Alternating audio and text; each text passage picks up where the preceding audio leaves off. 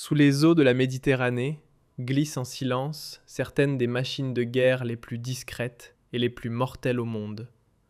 Des sous-marins russes modernisés, armés de missiles de croisière, capables de frapper des cibles très éloignées, aussi bien en mer que sur terre. Cette flotte fantôme, on ne la voit pas. On ne l'entend pas. Pourtant, sa simple existence suffit à modifier tous les calculs stratégiques de la région et à inquiéter jusqu'à l'OTAN elle-même. Et cette force appartient à un pays, l'Algérie. Car en Méditerranée occidentale, il existe un couloir maritime stratégique, un passage essentiel qui s'étend entre le détroit de Sicile à l'est et le détroit de Gibraltar à l'ouest. Une part énorme du commerce mondial y transite chaque jour. Des milliers de navires l'empruntent, chargés de marchandises de pétrole et de gaz, reliant l'Europe, l'Afrique, l'Atlantique et le canal de Suez. Or, s'il le voulait, un pays aurait les moyens de perturber ce couloir, de le harceler, voire de le verrouiller. Sa marine dispose d'une force silencieuse, invisible et redoutable, capable de frapper à des centaines de kilomètres. Aujourd'hui, je vais te faire découvrir la puissance navale cachée de l'Algérie, ses sous-marins, ses navires de surface et sa stratégie. Tu vas comprendre pourquoi l'Algérie est devenue un acteur maritime que plus personne en... Sous les eaux de la Méditerranée, glissent en silence certaines des machines de guerre les plus discrètes et les plus mortelles au monde. Des sous-marins russes modernisés, armés de missiles de croisière, capables de frapper des cibles très éloignées, aussi bien en mer que sur terre. Cette flotte fantôme, on ne la voit pas. On ne l'entend pas. Pourtant, sa simple existence suffit à modifier tous les calculs stratégiques de la région et à inquiéter jusqu'à l'OTAN elle-même. Et cette force appartient à un pays, l'Algérie. Car en Méditerranée occidentale, il existe un couloir maritime stratégique, un passage essentiel qui s'étend entre le détroit de Sicile à l'est et le détroit de Gibraltar à l'ouest. Une part énorme du commerce mondial y transite chaque jour. Des milliers de navires l'empruntent, chargés de marchandises de pétrole et de gaz, reliant l'Europe, l'Afrique, l'Atlantique et le canal de Suez. Or, s'il le voulait, un pays aurait les moyens de perturber ce couloir, de le harceler, voire de le verrouiller. Sa marine dispose d'une force silencieuse, invisible et redoutable, capable de frapper à des centaines de kilomètres. Aujourd'hui, je vais te faire découvrir la puissance navale cachée de l'Algérie, ses sous-marins, ses navires de surface et sa stratégie. Tu vas comprendre pourquoi l'Algérie est devenue un acteur maritime que plus personne en Méditerranée ne peut se permettre d'ignorer. Mais avant de commencer, dis-moi en commentaire depuis quel pays tu me regardes.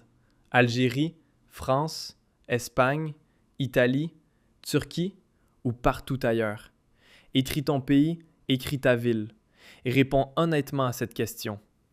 Savais-tu que l'Algérie possédait une flotte de sous-marins capables de frapper avec des missiles de croisière? Ce fait surprend beaucoup de gens. Et si tu n'es pas encore abonné à Voix des Chouada, fais-le tout de suite et active la cloche, parce que dans les prochaines minutes, tu vas découvrir une dimension méconnue de la puissance algérienne. Sa maîtrise silencieuse des profondeurs. 6 sous-marins au total. Une flotte sous-marine qui compte parmi les plus importantes de toute la Méditerranée et de l'Afrique. Mais pour comprendre la puissance réelle de cette force, il faut commencer par son cœur. Les sous-marins de classe Kilo. L'Algérie possède 6 sous-marins d'attaque de conception russe. Parmi eux, 4 appartiennent au célèbre projet 636, des modèles modernes réputés pour leur discrétion exceptionnelle. Ils sont si difficiles à détecter sous l'eau que l'OTAN les a surnommés les trous noirs. Leur nom résonne comme un hommage à l'histoire algérienne. Messali El Hadj Akram, Pacha El Warsenis et El Hogar. Ces 4 sous-marins ont été mis en service entre 2010 et 2019. À cette flotte moderne s'ajoutent 2 appareils plus anciens, issus de la première génération de la classe Kilo, et livrés à la fin des années 1980. Mais le plus impressionnant, n'est pas seulement leur nombre. Le plus impressionnant, c'est ce que l'Algérie est en train d'en faire. Elle les modernise. Elle équipe ses sous-marins les plus récents afin qu'ils puissent tirer des missiles de croisière de type calibre. Et là, retiens bien ce détail parce qu'il représente un saut qualitatif majeur. Un missile de croisière calibre est capable de frapper avec une grande précision des cibles situées à plusieurs centaines de kilomètres. Il peut viser aussi bien des navires en mer que des objectifs à terre. Avec 6 sous-marins modernisés, la marine algérienne disposerait ainsi d'une capacité de frappe théorique de 24 missiles de croisière. 24 missiles. 24 armes tirées depuis les profondeurs, de manière invisible, silencieuse et imprévisible. C'est une capacité de frappe et de dissuasion considérable. Une force qui place l'Algérie parmi les rares puissances de la région capables de disposer d'un tel arsenal sous-marin. Et si cette analyse te captive, mets un like maintenant sur le bouton bleu juste en dessous. Ça ne prend qu'une seconde, mais cela aide à faire connaître cette puissance encore méconnue. Fais-le et reste avec moi, parce que les sous-marins ne sont que la partie immergée de l'iceberg. Mais la puissance navale algérienne ne se joue pas seulement sous la surface. En mer, la flotte s'est elle aussi considérablement renforcée et modernisée. L'Algérie s'est d'abord dotée d'une véritable capacité amphibie grâce à un grand navire porte-hélicoptère et de débarquement de 9000 tonnes. Un bâtiment capable de projeter des forces, de transporter des troupes et d'embarquer du matériel. À cela s'ajoutent de nouvelles frégates modernes. Certaines de conception chinoise, d'autres de conception allemande. Des navires de guerre polyvalents qui constituent l'ossature d'une marine moderne. Et ce n'est pas tout. L'Algérie reçoit également de nombreuses corvettes neuves, plus légères, plus rapides, conçues en Chine et en Russie. Maintenant, additionne tout cela. Des sous-marins furtifs armés de missiles de croisière. Un porte-hélicoptère, des frégates modernes, des corvettes rapides. En seulement quelques années, l'Algérie a bâti l'une des marines les plus modernes et les mieux équipées de toute la Méditerranée et du continent africain. Une marine jeune, récente et pensée pour durer. Et c'est précisément ce qui lui garantit une longévité et une efficacité opérationnelle pour les décennies à venir. Mais derrière tous ces équipements se cache une stratégie très précise. Et cette stratégie, il faut absolument la comprendre. Dans le jargon militaire, on l'appelle le déni d'accès. L'objectif de l'Algérie n'est pas nécessairement de dominer toutes les mers du monde. Il est plutôt de rendre extrêmement dangereuse toute tentative d'approche de ses côtes par une force hostile. Il s'agit également d'empêcher une puissance étrangère de contrôler le couloir maritime stratégique qui relie le détroit de Sicile à celui de Gibraltar. Avec ses sous-marins invisibles et ses missiles, l'Algérie dispose de 3 moyens d'action: harceler, menacer et interdire. Elle peut ainsi envoyer un message très clair à toute puissance étrangère. Une aventure militaire près des côtes algériennes ou une tentative de prendre le contrôle de ce corridor stratégique aurait un coût extrêmement élevé. Dans son principe, cette stratégie reste défensive. Mais dans son application, elle est redoutablement efficace. Car un petit nombre de sous-marins, lorsqu'ils sont bien employés, peut tenir en respect des flottes beaucoup plus grandes et beaucoup plus puissantes. C'est la logique du faible face au fort. La logique de David face à Goliath. Et cette logique, l'Algérie la maîtrise parfaitement. Maintenant, je veux vraiment connaître ton avis en commentaire. D'après toi, quel est le principal atout de la marine algérienne? Numéro 1, c'est sous-marin furtif de classe Kilo. Numéro 2, c'est missiles de croisière à longue portée. Numéro 3, sa stratégie de déni d'accès. Ou, numéro 4, la modernité et la jeunesse de l'ensemble de sa flotte. Écris ton numéro en commentaire et surtout, argumente ton choix. Pourquoi l'Algérie investit-elle autant dans sa marine?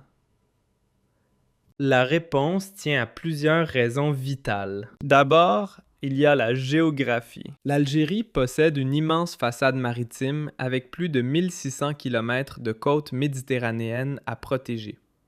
Une frontière considérable qui exige une présence navale permanente et crédible. Ensuite, il y a l'économie. C'est par la mer que transite l'essentiel du commerce algérien, mais aussi une grande partie de ses exportations d'énergie, ce gaz et ce pétrole qui constituent une part majeure de sa richesse. Protéger les routes maritimes, les ports et les gazoducs sous-marins.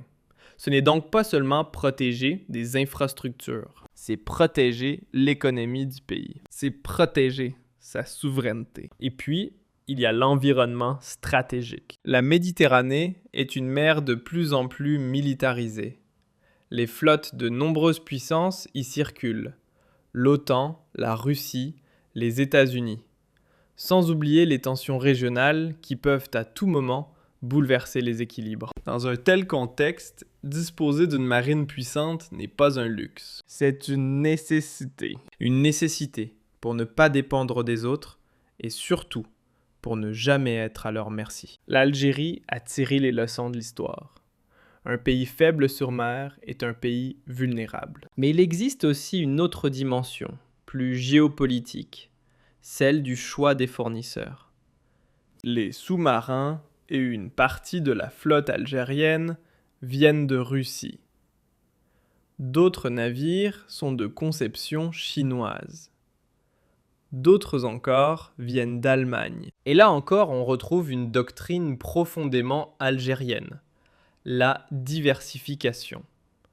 Le refus de dépendre d'un seul fournisseur. L'Algérie achète principalement russe et chinois, ce qui lui permet de disposer d'armes sans les fameux dispositifs de blocage à distance que certaines puissances occidentales intègrent dans leurs équipements. Sa marine, comme le reste de son armée, est donc le résultat d'une stratégie souveraine. Une stratégie pensée pour que la défense du pays ne soit jamais placée entre les mains d'un seul partenaire étranger. Regardons maintenant les réactions internationales. Car cette montée en puissance navale de l'Algérie n'échappe à personne. L'OTAN observe avec attention cette flotte de sous-marins furtifs armés de missiles de croisière et positionnés si près de l'Europe. La France et l'Espagne, qui partagent la même mer, prennent elles aussi acte d'une nouvelle réalité. L'Algérie est devenue une puissance navale sérieuse. Et désormais, les stratèges du monde entier intègrent la marine algérienne dans leurs calculs. Il n'est plus possible de penser la sécurité de la Méditerranée occidentale sans tenir compte de l'Algérie. Elle est devenue un acteur incontournable. Un acteur respecté. Et parfois même, un acteur craint. Mais au fond, c'est précisément l'objectif recherché. Imposer le respect et garantir que personne ne pourra jamais lui imposer quoi que ce soit par la force en mer. Et maintenant, laisse-moi te dire ce que cette puissance navale représente réellement. Elle représente la souveraineté qui s'étend jusqu'à la mer. Car un pays véritablement libre n'est pas seulement un pays qui contrôle son territoire et son ciel. C'est aussi un pays qui contrôle ses eaux. Pendant la colonisation, c'est par la mer que les navires français sont arrivés pour conquérir Alger.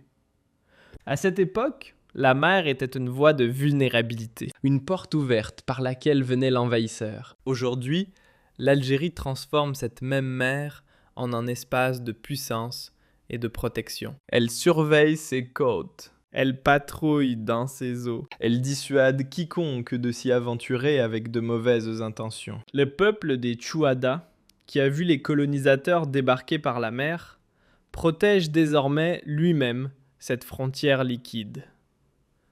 Et ce renversement est symboliquement puissant. La mer de la conquête est devenue la mer de la souveraineté. Et sous ses flots veillent désormais en silence les gardiens d'acier de la nation. Projetons-nous maintenant vers l'avenir. La marine algérienne va poursuivre sa modernisation et continuer de monter en puissance. De nouveaux navires viendront renforcer la flotte. Peut-être aussi de nouveaux sous-marins. Ses capacités de frappe et de dissuasion vont s'accroître permettant à l'Algérie de consolider sa place parmi les toutes premières puissances navales de la Méditerranée du Sud et du continent africain. Peut-être même la première. Et dans une région comme dans une époque où la maîtrise des mers redevient un enjeu majeur, cette force navale constitue un atout stratégique de premier ordre. Elle garantit une chose essentielle, la souveraineté de l'Algérie, sur terre comme sur mer, ne sera jamais négociable. Car l'objectif ultime de toute cette montée en puissance est clair. Ne dépendre de personne, ne craindre personne, rester maître chez soi sur toutes les frontières, même les plus profondes. Et si cette vidéo t'a appris quelque chose, partage-la maintenant. Partage-la avec quelqu'un qui sous-estime encore la puissance de l'Algérie. Partage-la avec un ami passionné de géopolitique et de défense. Partage-la avec un jeune qui doit être fier de la force de son pays. Parce que Voix des Chouada, c'est la chaîne qui te révèle la puissance algérienne sur terre, dans les airs et jusque dans les profondeurs des mers. Avant de terminer, récapitulons ensemble les 6 éléments essentiels à retenir. Premièrement, l'Algérie possède une flotte de 6 sous-marins d'attaque de classe Kilo de conception russe. Parmi eux, 4 sont des modèles modernes, si discrets que l'OTAN les surnomme les trous noirs. Deuxièmement, l'Algérie modernise ses sous-marins afin de les armer de missiles de croisière calibre à longue portée. Une modernisation qui lui donnerait une capacité de frappe théorique de 24 missiles. 24 missiles capables d'être lancés depuis les profondeurs. Troisièmement, la flotte de surface algérienne s'est elle aussi considérablement renforcée. Un porte-hélicoptères, des frégates chinoises et allemandes, de nombreuses corvettes. Un ensemble qui fait de la marine algérienne l'une des plus modernes de toute la région. Quatrièmement, sa stratégie repose sur le déni d'accès. L'objectif est clair. Rendre extrêmement dangereuse toute approche hostile des côtes algériennes et du couloir maritime stratégique situé entre la Sicile et Gibraltar. Cinquièmement, cette puissance navale protège de kilomètres de côtes, mais aussi les routes commerciales et énergétiques du pays dans une Méditerranée de plus en plus militarisée. Et cette force est le résultat d'une stratégie de diversification entre la Russie, la Chine et l'Allemagne. Enfin, sixièmement, au fond.